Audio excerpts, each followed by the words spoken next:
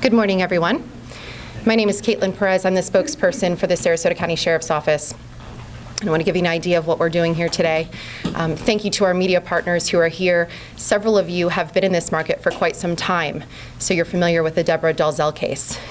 This transformed our community, transformed the family of Deborah, and this is a very significant day for us. So what we're going to do is I'm going to introduce the sheriff. We also have Captain John Walsh, who oversees our investigations bureau, and Peggy Thistle, the beloved sister of Deborah. We're very grateful that she has remained engaged with the Sheriff's Office over the past 19 years, so we're very happy that she's here. I also want to take an opportunity to extend a thank you to the family members of Deborah who across the country right now are tuning in live to hear the story and find out what has developed in this case. At the conclusion of today's press conference, we will not host individual interviews. All the sound that you will get will come right from the podium. Thank you all again so much for being here, and Sheriff Knight. Well done. Thanks, Caitlin. Sure. Well, good morning, everybody. And today is a good day. And as Caitlin said, it's a significant day for the Sarasota County Sheriff's Office, this community of Sarasota County, and most importantly, the family of Deborah Dalzell. The investigation that we're about to tell you about today is one of the most noteworthy cases in our agency's history. It's an investigation that transformed this community, changed the lives of many people, and it's hard to believe it took almost 20 years to get to this point that we are here today. As Caitlin said, today with us is Peggy Thistle, the sister of Deborah Dalzell, and investigations captain from the Sheriff's Office, John Walsh. There's several detectives here in the room, many retired, some are still working with us, that spent many years working on this case, dedicated years to this investigation. And I want to thank Peggy for being here today on behalf of her family and spending some time with us and the media, and to thank our Investigations Bureau of the Sheriff's Office, including those people who are retired that put so much time and energy into this and never stopped. People are familiar in the law enforcement community and in our media and our society with the term cold case.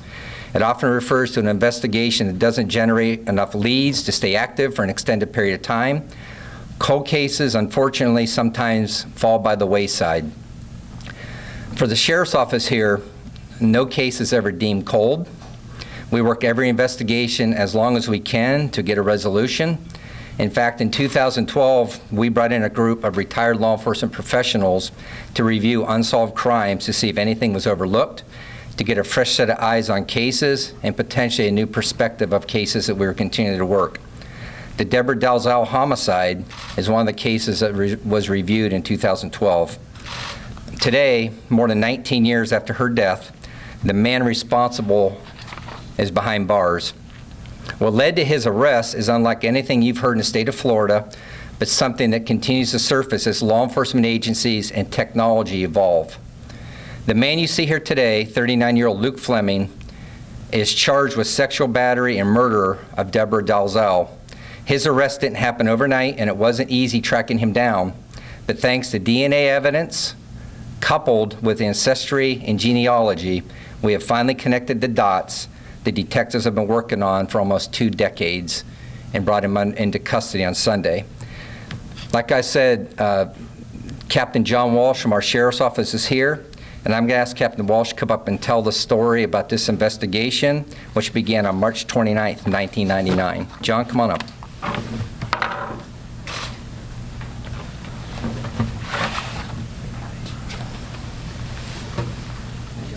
Thank you, Sheriff. Good morning to everybody that could make it here today. My name is John Walsh. It's spelled W-A-L-S-H, and I'm Sheriff Knight's captain in charge of the Investigations Bureau. This morning, we want to take time to explain an active and ongoing investigation, which has led detectives to the arrest of 39-year-old Luke Fleming for the murder and sexual battery of Deborah Dalzell in 1999. Before I explain that to you, I want to tell the public that the Investigations Bureau at the Sarasota County Sheriff's Office is like no other. I have worked with many other organizations, detectives, and this is probably the finest in the state of Florida, if not the nation. The dedication of every detective, deputy, crime scene personnel, our chemists, fingerprint persons, and civilian support staff is extraordinary. I wish everyone could get to know each individual working here like Peggy has gotten to know, and you would be absolutely amazed. The last thing I would like to say is thank you to the sheriff for your support and encouragement. We are a 21st century law enforcement agency because of you. Deborah Dalzell was an avid Red Sox fan who had recently moved from Mansfield, Massachusetts to Sarasota County in 1997. She had obtained employment as an office manager with a company called KMC Telecom. She has also been an attorney and an accountant.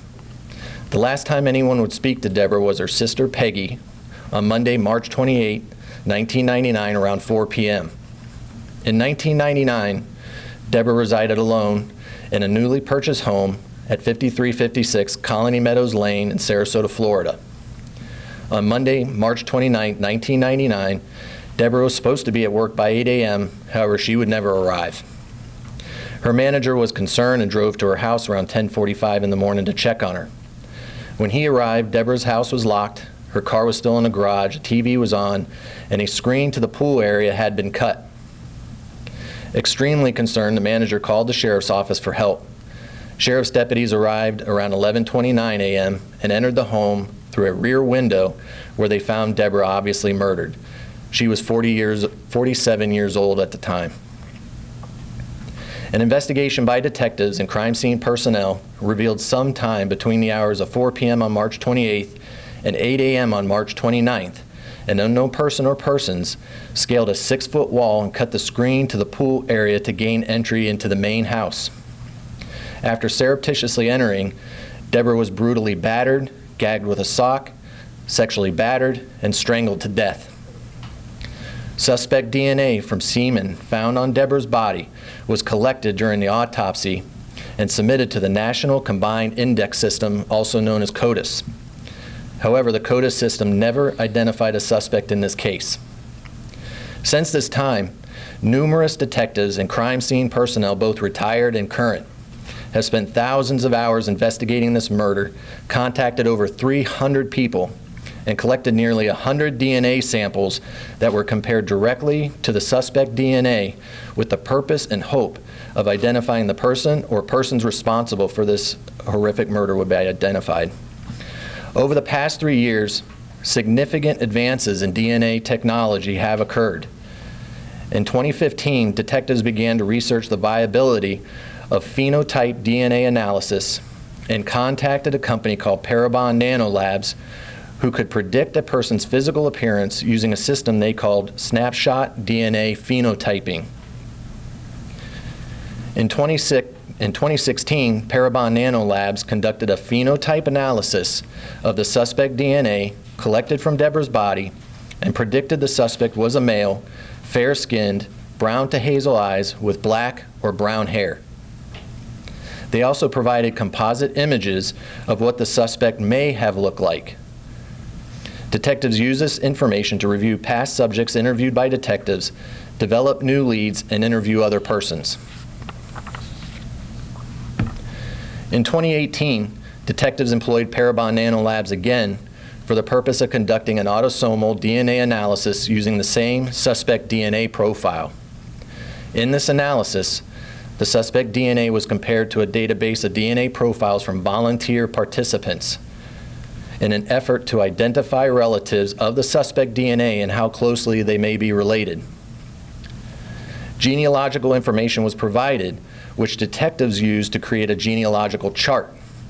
After many weeks and hundreds of persons identified, the chart revealed a man by the name of Joseph Fleming, who was connected to the Southwest Florida area but died in 2001. However, further investigation revealed Joseph had 2 sons directly connected to the Sarasota, Florida area named Luke and Jesse Fleming. Detectives then confirmed Luke and Jesse lived at 5185 Magnolia Pond Drive, Sarasota, which was 7/10 of a mile from Deborah's home in 1999. Jesse Fleming is a convicted felon, and his DNA is in the CODIS database, which eliminated him as the contributor of the suspect DNA. Luke Fleming was the only viable local living relative at this point who may have information about this case.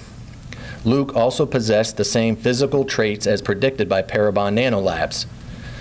Through investigative means, detectives obtained a DNA sample which was analyzed and confirmed Luke Fleming was the contributor of the suspect DNA left on the body of Deborah in March 1999. After obtaining these results, along with photographic evidence, biological evidence, genetic profile evidence, genealogical evidence, and sworn recorded statements, detectives had probable cause to charge Luke Fleming with the murder and sexual battery of Deborah Dalzell. On September 16, 2018, detectives obtained an arrest warrant for murder and sexual battery with great bodily harm and arrested Luke Fleming in Manatee County, Florida. Detectives have learned so far that Luke Fleming moved to Sarasota, Florida from Brooklyn, New York in 1991 and had attended local public schools until he graduated from Riverview High School in 1997. We also know that he would have been 20 years old at the time of murdering Deborah and still resided in Sarasota, Florida at the time of her murder. He has an unremarkable criminal history, which includes a domestic battery arrest in 2002 by the Manatee County Sheriff's Office. Over the past year, Luke has been residing alone in Pinellas County and worked for a company called Bama Sea Products. I would continue to stress this is an active criminal investigation, and we strongly encourage anyone with information to contact the Sarasota County Sheriff's Office Investigations Bureau at 941-861-4900. Use Sarasota County Crime Stoppers via email or the P3 Tips phone app, or any of the Sarasota County Sheriff's Office's social media platforms. This is not the end of this investigation, and we still need the public's help with information to answer the questions we still have. Before I give the podium to Deborah's sister, Peggy, I want to say on behalf of the Sarasota County Sheriff's Office, we thank you and the rest of the family for their patience and support. No one can know what it feels like to lose a daughter, a sister, or a friend in this way. And personally, I've always admired the way that you've handled this tragedy. I can't say that I would do the same. Again, on behalf of all of us, we thank you for your courage and support. Thank you. Peggy. Let's find your notes. Oh, sorry. John saw us a curveball. Thank you. Yes, ma'am. It's an emotional day today. I speak to you today on behalf of my sister Deborah and our family, our mother, brothers, sister, nieces, nephews, and extended family. We come from a large, tight-knit family. Sorry, I'm a bit of a puddle today. Sorry. We come from a large, tight-knit family. We are spread all over the country now. We have all waited over 19 years for this news. 19 years of graduations, weddings, new babies, and family milestones that Deborah has missed. We miss Deborah every day. We never gave up hope. Deborah was an extraordinary and special person with a loyalty and love for her family beyond measure. A smart woman. We like to brag that she actually passed the Massachusetts bar exam on her first try. She exemplified grace and kindness. She was an incredible role model to her nieces and nephews, whose lives she moved and touched so much that I can see pieces of her in all of you. She would be overflowing with pride of the men and women they have become. Her move to Sarasota was a huge decision for a lifelong Massachusetts girl, but she fell in love with the beach, found the house of her dreams, and called it paradise.